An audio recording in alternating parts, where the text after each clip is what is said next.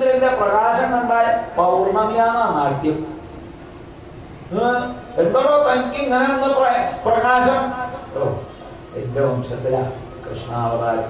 അതിന്റെ ആ സന്തോഷമാണ് ആ ചന്ദ്രന്റെ പ്രകാശത്തിലുള്ളത് അർത്ഥം. രാഘവതിയെ പോലെ യമുന ഒഴുകിക്കൊണ്ടിരിക്കുന്നു. മനോഹരമായിട്ട് പൂത്തു നിൽക്കുന്ന താമരപ്പൂക്കളും അമ്പൽപ്പൂക്കളും, കർക്കടത്തിൽ കുത്തിയൊഴുകിയിരുന്ന നദികളൊക്കെ ശാന്തകളായി തോന്നിയിരിക്കുന്നു. എന്തെന്നില്ലാത്തതായ ഒരു സുഖം എല്ലാവരും. സുഗന്ധപൂരിതനായ മന്ദമാരുതൻ എങ്ങും വീശി.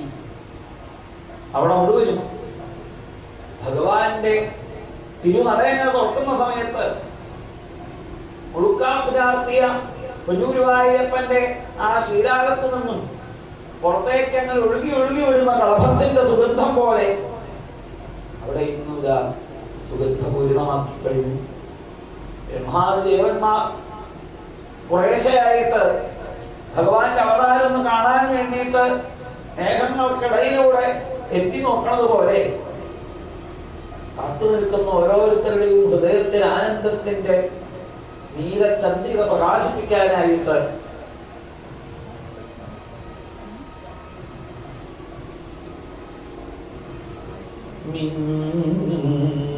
പൊന്നിൻ കിരീടം തരിവള കടകം കാഞ്ചി പൂഞ്ചേലമാല ധന്യശ്രീവത്സസത്കൗസ്തുഭമിടകലരം ചാരുദോരന്തരാളം ശംഖം ചക്രം ഗദാ പങ്കജമിതി വിലസുന്നാരു തൃക്കൈകളോടു സങ്കീർണശ്യാമവർണം ഹരിവപുരമലം പൂരയേ മംഗളം.